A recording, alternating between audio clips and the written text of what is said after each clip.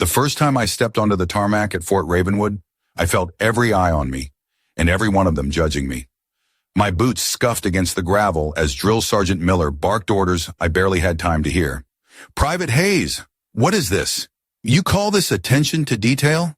His voice cut across the morning air like a rifle shot. Around me, recruits laughed. I could feel their eyes, the whispered comments bouncing off the metal bunks in the barracks. "She's too quiet. She's too small. Bet she won't last a week." I clenched my fists but said nothing. That silence alone felt like a punishment. I thought that was the end of it, but I had no idea it was only beginning. In the barracks, my cot seemed smaller than everyone else's, my gear out of place.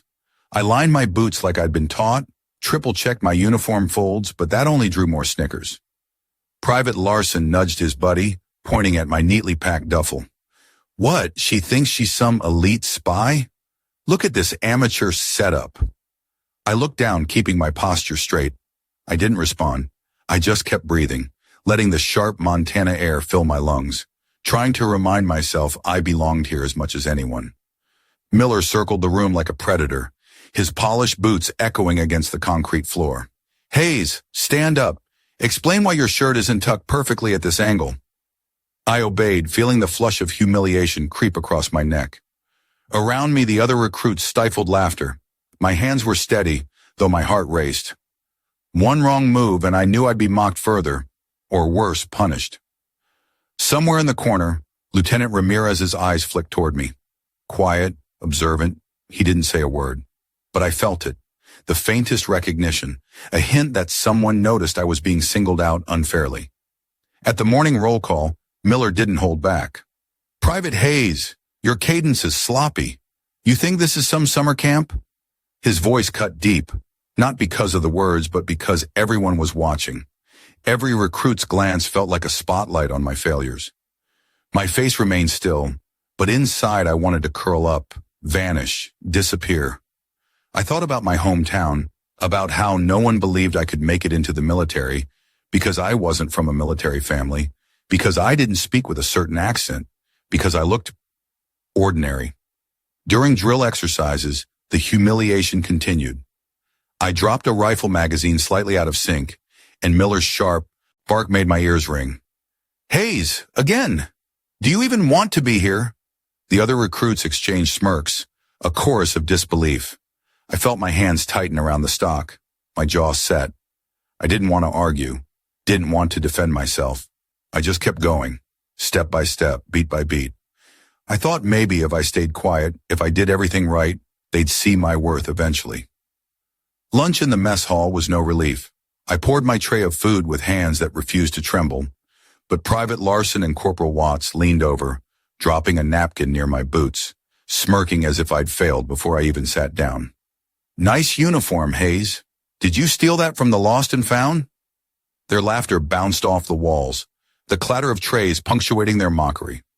I looked down at my food and kept eating, every bite a tiny act of defiance. I refused to let them see me falter, even when my cheeks burned with embarrassment. At night, after everyone else had gone to bed, I sat on my bunk with my notebook, scribbling observations, reminders, drills I needed to perfect. The dim light above flickered, casting shadows across the room, but I didn't mind. This was my quiet battlefield. My only sound was the scratch of my pen, marking a path toward the person I knew I could be, strong, capable, unshakable. Lieutenant Ramirez, passing by the door, paused for a moment. He didn't say anything, didn't knock.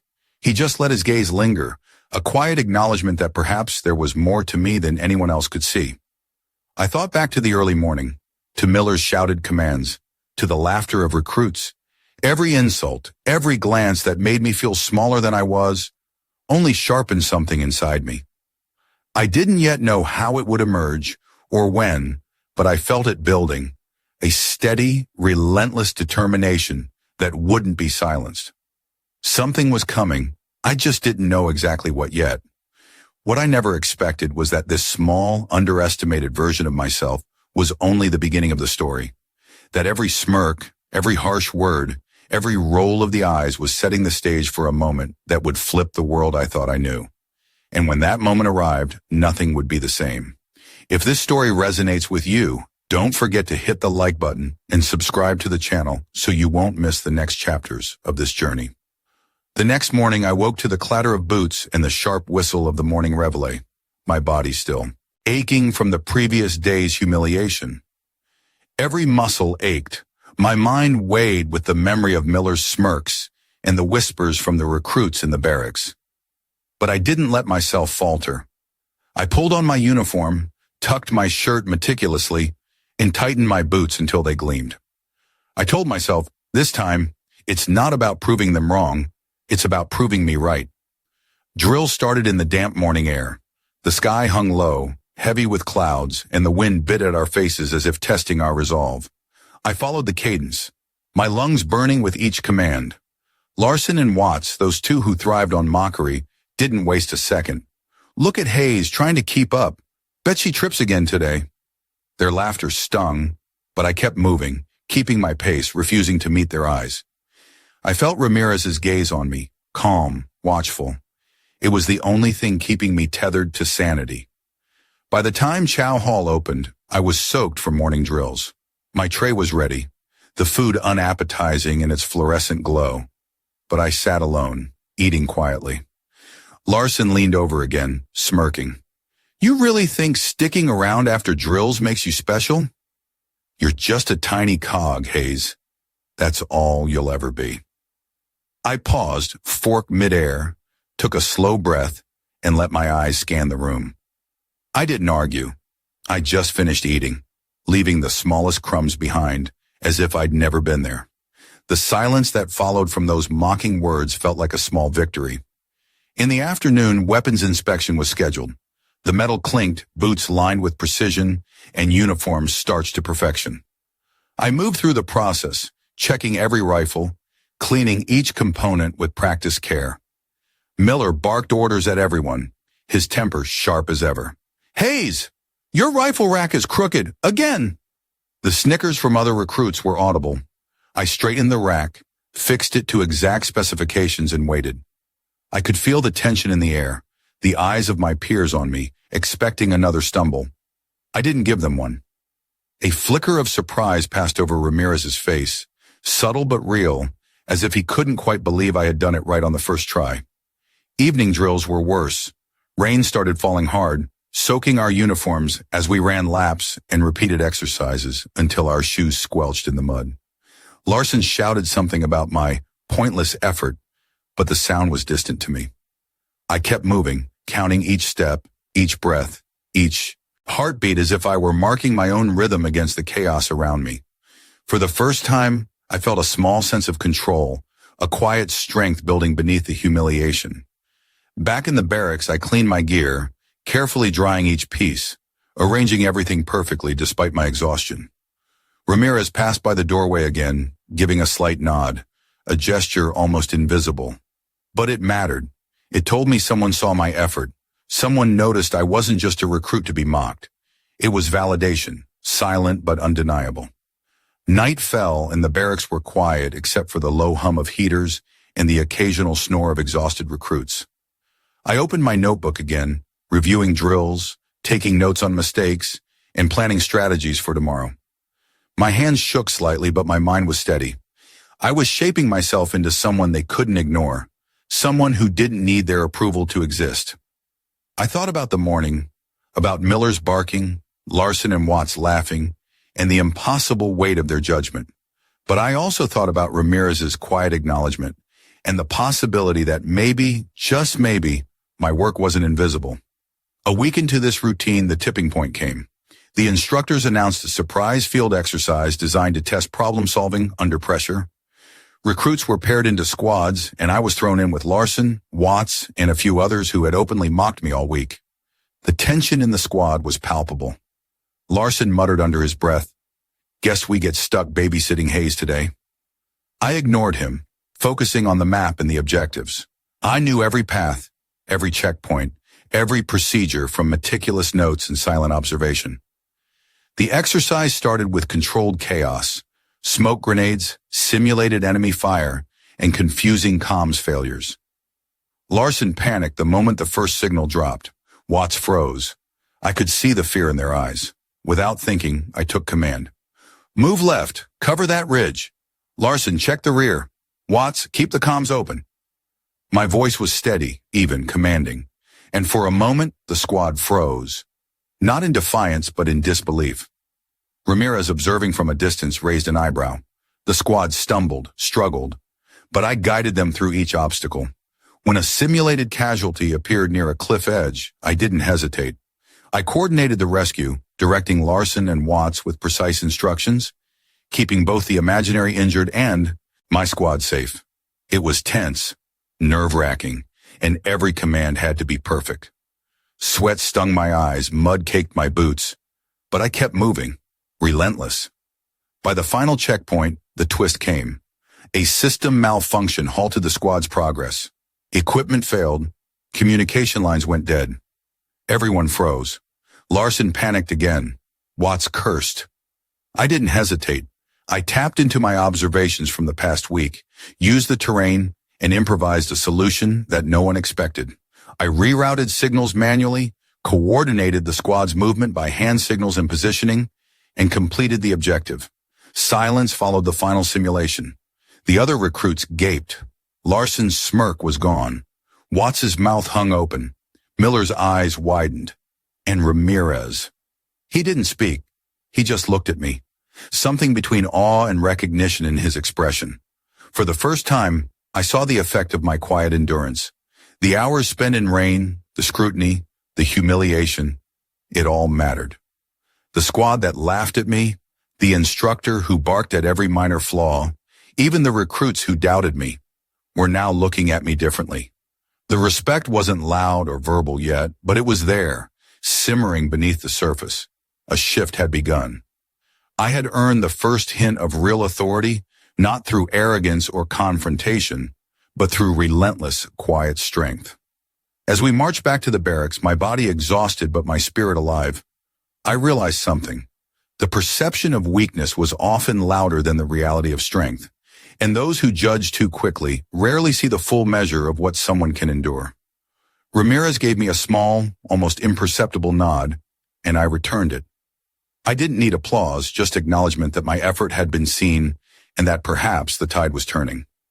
That night, as I sat on my bunk writing in my notebook, I paused for a moment. I thought about tomorrow, about the unknown challenges ahead. I knew the road wouldn't get easier. The ridicule, the doubt, the weight of expectations would continue. But something inside me had shifted. I had survived, endured, and taken the first step toward becoming the soldier I knew I could be. And what I didn't yet know was that the biggest test and the most shocking moment of this journey was still waiting, just beyond the horizon. If this story resonates with you, don't forget to hit the like button and subscribe to the channel so you won't miss the next chapters of this journey.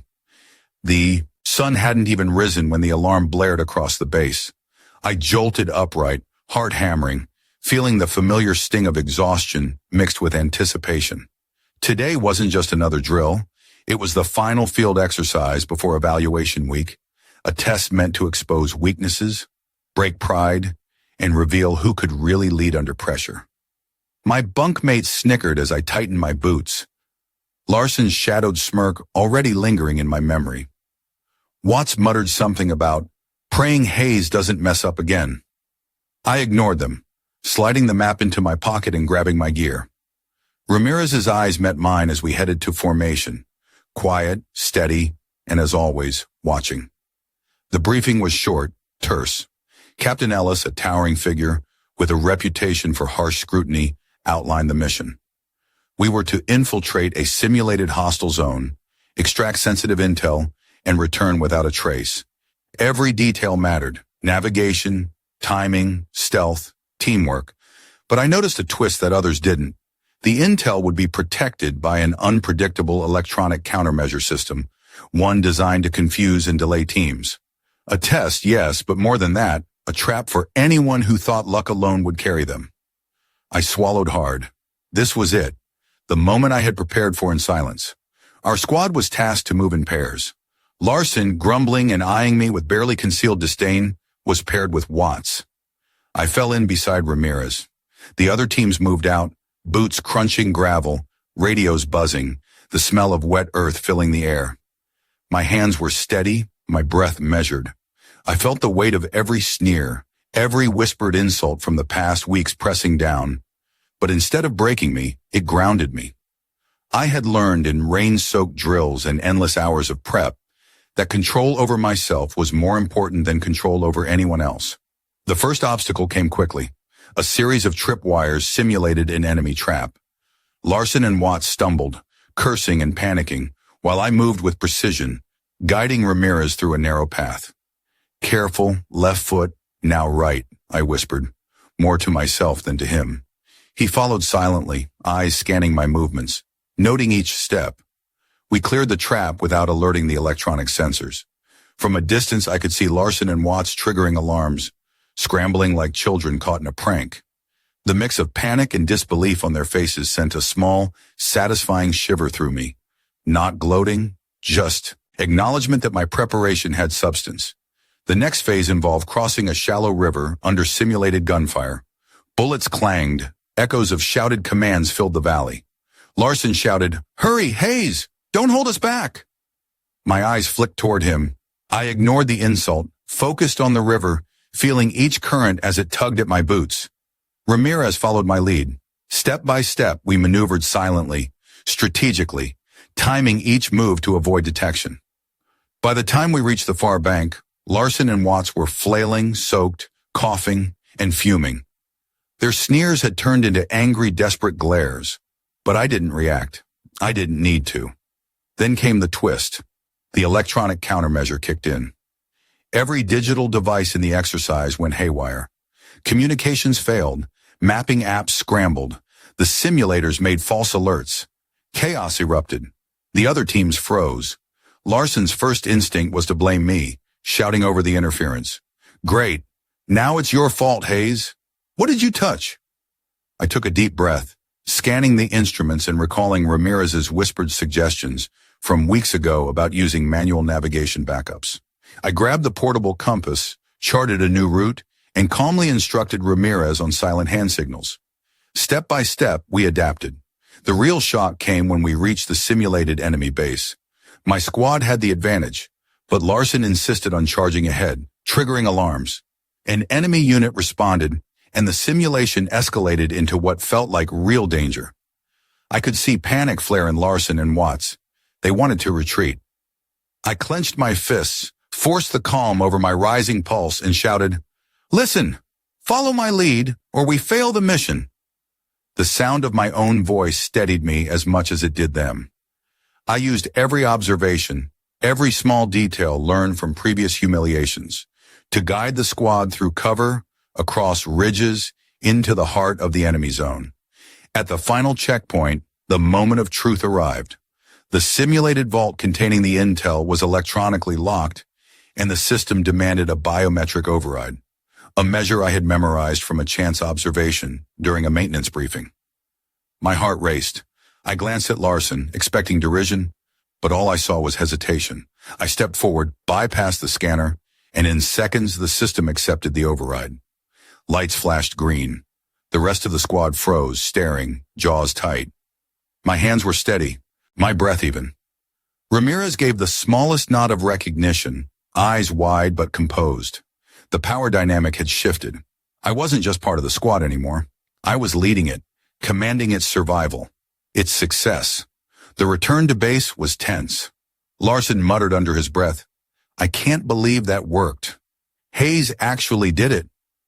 Watts said nothing, staring at his soaked boots. Other squads, who had failed spectacularly due to panic and poor coordination, looked on in astonishment. Captain Ellis waited at the final checkpoint, arms crossed. The usual sneer didn't appear. Instead, he gave a measured nod. "Hayes, report," he said, voice sharp but no longer mocking. I recounted the steps, explained the improvisation, and detailed how my squad navigated the countermeasures.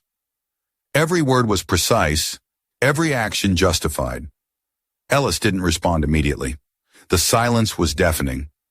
Then slowly he said, "You've not only completed the exercise, you've set a new standard." Larson's mouth opened, then closed, disbelief written all over his face. The other recruits whispered, exchanging shocked glances. Ramirez gave me a quiet thumbs up, almost invisible but entirely real. For the first time, I felt the validation of effort, the recognition of skill, and the sheer weight of earned respect. That night in the barracks, the atmosphere had shifted. Where there had been sneers, there were cautious glances. Where there had been doubt, there was hesitation to question me. I didn't gloat. I didn't need to. Instead, I cleaned my gear, wrote in my notebook, and reflected.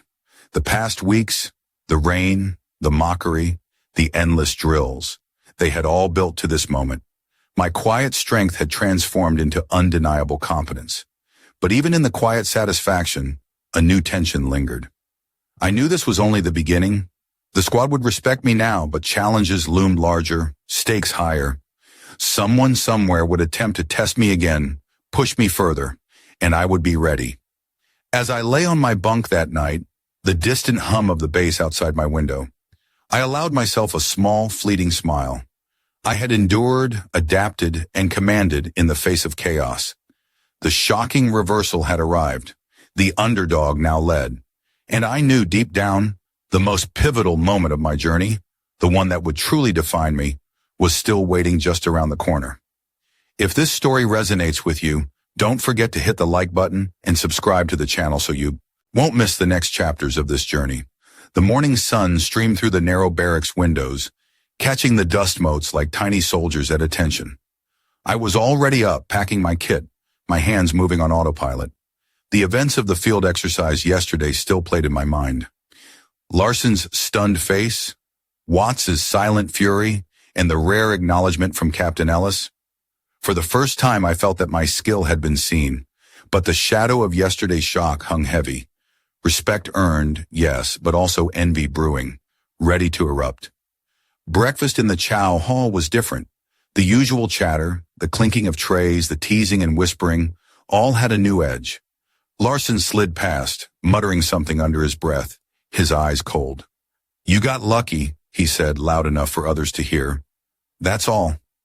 I kept my eyes on my tray, chewing steadily. Ramirez slid in beside me, quiet as ever. He didn't need to say anything. The look in his eyes said he had noticed how they treated me, and he had my back in silence. That was enough. During morning drills, the subtle tension grew. Drill Sergeant McCall barked orders like a cannon, pacing us through the obstacle course. Larson lagged slightly, his face red from exertion, glancing at me with thinly veiled resentment.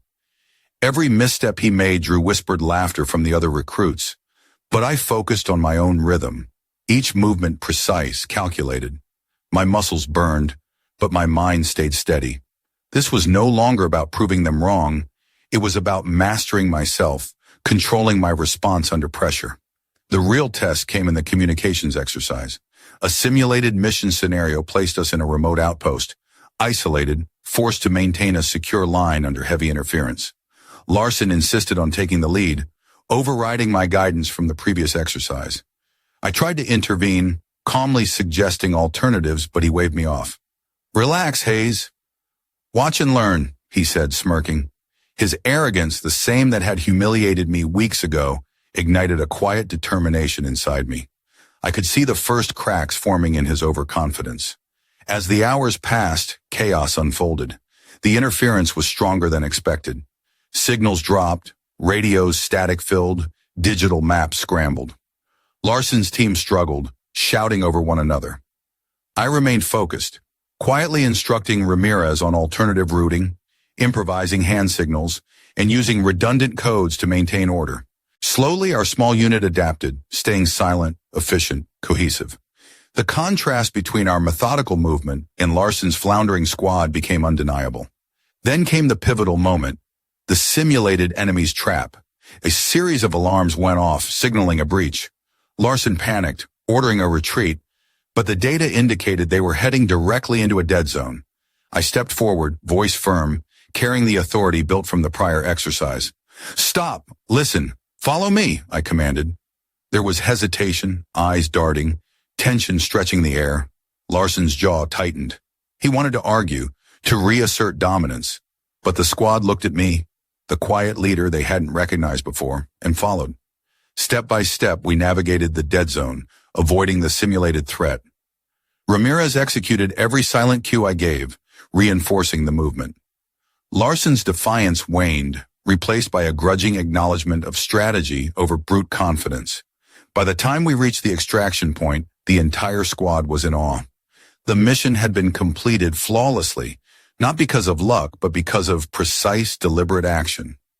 My calm in the storm had created a chain reaction. The underdog leading, the arrogant humbled. Back at the command center, Captain Ellis awaited with a measured expression. He motioned for a full debrief. I recounted every decision, every adaptive measure, the improvisations that had ensured mission success. The room was silent as the weight of my words sank in. Larson shifted uncomfortably, his eyes avoiding mine. Watts muttered, "Damn, didn't see that coming." Ramirez gave the slightest nod, a silent salute that only I noticed. Then came the crescendo, the shocking revelation. The intel we had recovered wasn't just simulated data. A surprise component of the exercise included confidential tactical information deliberately planted by Ellis to gauge judgment under pressure. Every squad had failed to retrieve it, yet we had succeeded. The room erupted into stunned silence. Larson's mouth opened, then closed. Watts's smirk vanished. Ellis's stern face betrayed the faintest hint of approval. I realized then that the mission had been designed not just to test our skill, but to expose character under scrutiny. Humiliation now shifted from me to Larson. His arrogance, unchecked and poorly executed, had cost him credibility. Whispered murmurs of my performance spread among the ranks. Ramirez, who had stayed quietly beside me all along, finally allowed himself a small smile, a rare acknowledgement in a world built on restraint and discipline. The squad, once doubtful, now looked to me as a capable leader. The psychological shift was palpable, respect replacing derision, acknowledgement supplanting doubt. Even the drill sergeant, known for tearing recruits apart with words sharper than bayonets, offered a rare nod during formation. "Good work, Hayes," McCall barked, tone grudging, but authentic. The rest of the squad glanced at me differently now, silent recognition in their eyes. I didn't need to speak. My actions had spoken louder than any argument, louder than any insult or taunt from the past weeks. Later, as we cleaned our gear in the fading light, Larson approached.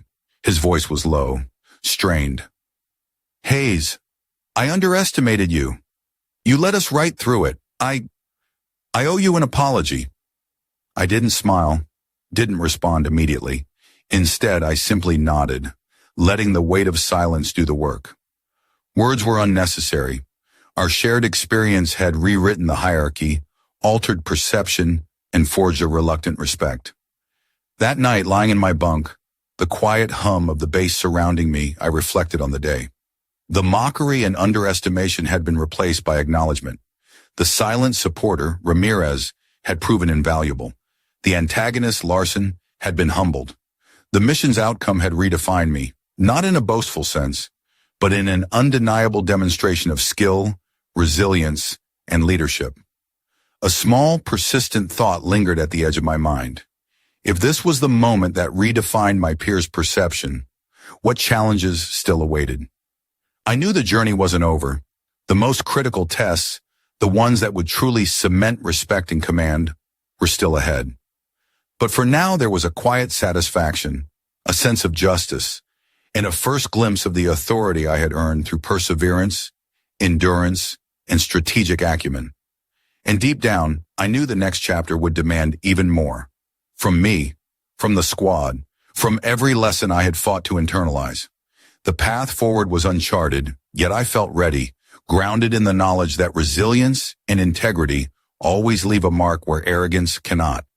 If this story resonates with you, don't forget to hit the like button and subscribe to the channel so you won't miss the next chapters of this journey.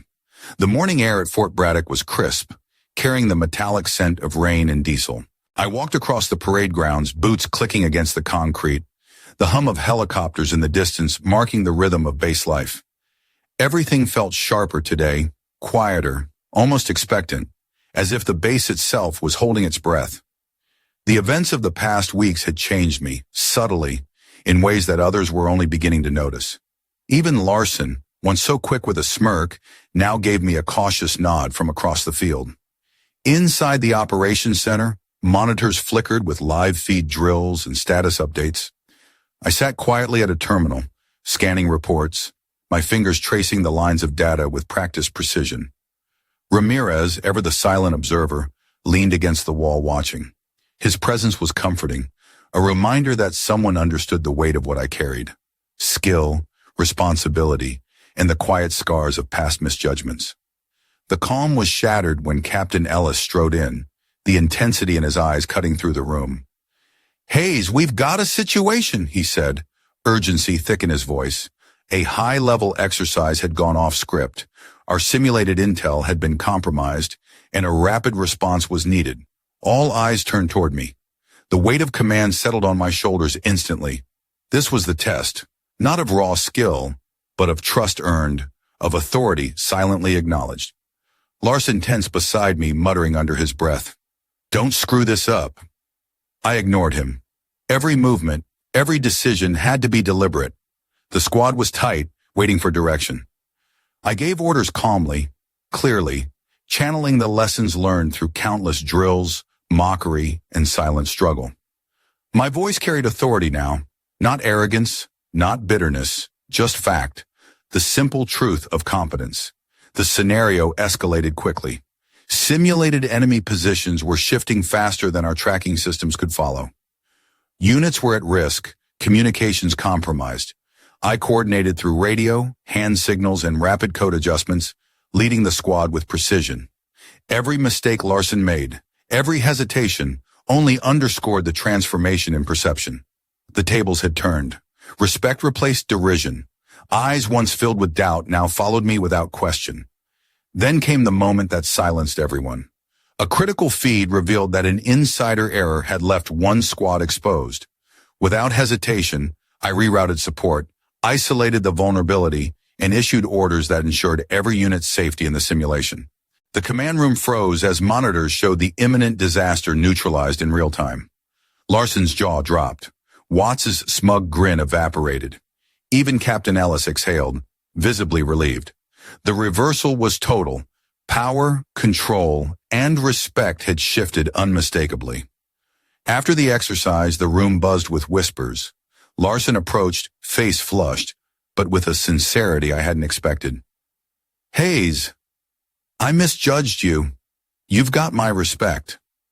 I nodded, the acknowledgement quiet but weighty. Ramirez gave a subtle smile from the corner, a silent congratulations for battles fought without words. Later, outside in the fading sun, the squad lined up for inspection, boots polished, gear squared, the flag fluttering overhead. I stood at attention, chest rising and falling steadily. Captain Ellis walked the line, eyes scanning every face. He stopped before me, his expression unreadable, then gave the faintest nod. That single gesture carried more weight than any words could. Acceptance, recognition, and trust. I looked across the ranks. Larson's gaze met mine. No smirk, only understanding. The quiet bonds forged through hardship and perseverance were now visible. Ramirez's steady presence reinforced the notion that loyalty and observation often speak louder than words. I felt a sense of peace, not from victory, but from knowing that the journey, humiliation, struggle, and transformation had been real, and that justice had been served through competence, integrity, and resilience. As I turned to walk back to the barracks, the hum of base life wrapped around me. Soldiers passed, salutes crisp, respectful.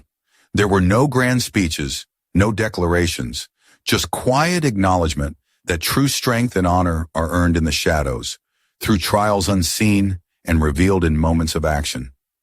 I paused briefly, taking in the horizon, the silhouette of helicopters cutting across the sky, the flags snapping in the wind. This was more than a victory over skepticism or cruelty. It was a testament to the quiet power of resilience, the weight of earned respect, and the value of silent allies. Lessons that would guide me and anyone willing to endure the path. Long after the drills were done and the lights of the command center dimmed. If this story resonates with you, don't forget to hit the like button and subscribe to the channel. so you won't miss the next chapters of this journey. The sun dipped low over Fort Braddock, casting long shadows across the parade grounds. I stood beneath the American flag, the wind tugging gently at my jacket, and for the first time I noticed the silent salutes of my fellow soldiers. Even Captain Ellis, the one who had questioned every move, gave a single measured nod. In that quiet, fleeting moment, the weight of every challenge, every insult, and every silent struggle seemed to lift, replaced by something far heavier and far more enduring. Respect earned, trust built, and dignity reclaimed. I looked around, taking in the line of boots, the crisp folds of uniform, and the faces that had once doubted me. The lesson was clear. Injustice and prejudice may shadow your path, but strength, quiet, steady, unwavering, can break through. Silence can be broken with action, and the courage to hold your ground often speaks louder than words. Brotherhood and loyalty are tested in small gestures, in moments of choice, and in the quiet decisions to do what's right when no one is watching. What doesn't kill you makes you stronger, and every step through hardship plants seeds that grow into respect, honor, and the unshakable core of humanity. We reap what we sow. Each act of fairness, each moment of patience and resilience echoes far beyond the barracks, the training fields, and even the command centers. The mark of a true soldier isn't measured by medals alone, but by integrity, steadfastness, and the courage to rise above the noise of doubt and ridicule. If this story touched you, share your thoughts or experiences in the comments below. Hit the like button to show support for these stories that honor resilience and courage. And subscribe to the channel for more stories that challenge, inspire, and remind us all of the strength that lies within. Remember, we carry these lessons together as comrades through every trial and every triumph.